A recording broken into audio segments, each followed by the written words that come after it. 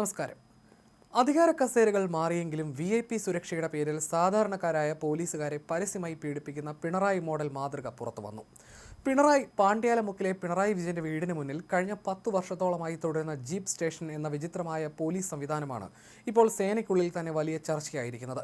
മുഖ്യമന്ത്രി സ്ഥാനം ഒഴിഞ്ഞ് അദ്ദേഹം നിയുക്ത പ്രതിപക്ഷ നേതാവായി മാറിയിട്ടും പാവം പോലീസുകാരെ പെരുമഴയത്തും കൊടും ചൂടിലും തുരുമ്പിച്ച ഒരു പഴയ ജീപ്പിനുള്ളിൽ കാവൽ നിർത്തിയിരിക്കുന്ന ദയനീയ കാഴ്ചയാണ് ഇവിടെ കാണാൻ സാധിക്കുന്നത്.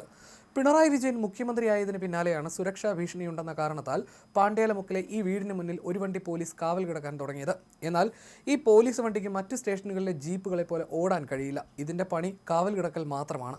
വിചിത്രമായ കാര്യം, ഈ വണ്ടിയുടെ ബാറ്ററി പോലും അഴിച്ചു മാറ്റിയ നിലയിലാണ്. വണ്ടി ഓടിക്കാനും കഴിയില്ല. 2014 മോഡൽ KL 01 BR 9569 ടാറ്റ സുമോയാണ് പോലീസുകാർക്ക് വിശ്രമിക്കാനും രേഖകൾ സൂക്ഷിക്കാനുമായി ഒരു പോലീസ് സ്റ്റേഷൻ പോലെ ഇവിടെ വർഷങ്ങളായി ഇട്ടിരിക്കുന്നത്. ഈ ടാറ്റ സുമോയുടെ വലതുഭാഗം വീടിൻ്റെ മതിലിനോട് ചേർത്ത് നിർത്തിയിട്ടിരിക്കുന്നതിനാൽ ഇടതുവശത്തെ ഒരൊറ്റ ഡോറ് മാത്രമാണ് പോലീസുകാർക്ക് തുറക്കാൻ സാധിക്കുന്നത്. ഒരു ഗ്രേഡ് SIയുടെ നേതൃത്വത്തിൽ AR ക്യാമ്പിലെ 6 പോലീസുകാരാണ് ഇവിടെ റെസിഡന്റ് ഡ്യൂട്ടിക്കായുള്ളത്.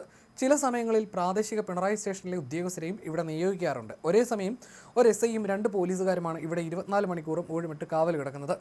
ഈ ഉദ്യോഗസ്ഥർക്ക് പ്രാഥമിക ആവശ്യങ്ങൾ നിർവഹിക്കാൻ പോലും ശൗചാലയം പോലും ഈ VIP വീടിൻ്റെ പരിസരത്ത് ഒരുക്കിയിട്ടില്ല എന്നതാണ് ഏറ്റവും വലിയ മനുഷ്യാവകാശ ലംഘനം. തുടക്കത്തിൽ ഡ്യൂട്ടിയിലുണ്ടായിരുന്ന പോലീസുകാർ തൊട്ടടുത്ത വീടുകളിലെ ശൗചാലയങ്ങളെയായിരുന്നു ആശ്രയിച്ചിരുന്നത്. പിന്നീട് സമീപത്തായി ഒരു ത്രിവേണി സൂപ്പർ മാർക്കറ്റ് തുറന്നതോടെ അവിടുത്തെ ശൗചാലയമാണ് ജീവനക്കാർ ഇപ്പോൾ പ്രാഥമിക കാര്യങ്ങൾക്കായി ഉപയോഗിക്കുന്നത്.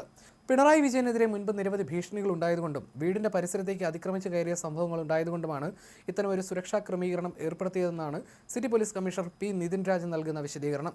ഉന്നത വ്യക്തികളുടെ സുരക്ഷയുമായി ബന്ധപ്പെട്ട കാര്യങ്ങൾ തീരുമാനിക്കുന്നത് സംസ്ഥാന സെക്യൂരിറ്റി റിവ്യൂ കമ്മിറ്റിയാണെന്നും ഈ കമ്മിറ്റിയുടെ നിർദ്ദേശപ്രകാരമായിരിക്കും തുടർന്നുള്ള കാര്യങ്ങളെന്നും അദ്ദേഹം വ്യക്തമാക്കുന്നു. എങ്കിൽ പോലും തന്റെ സുരക്ഷയ്ക്കായി പെരുമഴയത്തും കൊടും ചൂടിലും തുരുമ്പിച്ച വണ്ടിക്കുള്ളിൽ കിടന്ന് നരയിക്കുന്ന സ്വന്തം സേനയിലെ ഉദ്യോഗസ്ഥരുടെ ദയനീയ അവസ്ഥ കണ്ടിട്ടും നിയുക്ത പ്രതിപക്ഷ നേതാവ് കൂടിയായ പിണറായി വിജയൻ ഇത് കണ്ടില്ലെന്ന് നടിക്കുന്നത് വലിയ പ്രതിഷേധത്തിന് ഇടയാക്കുന്നുണ്ട്.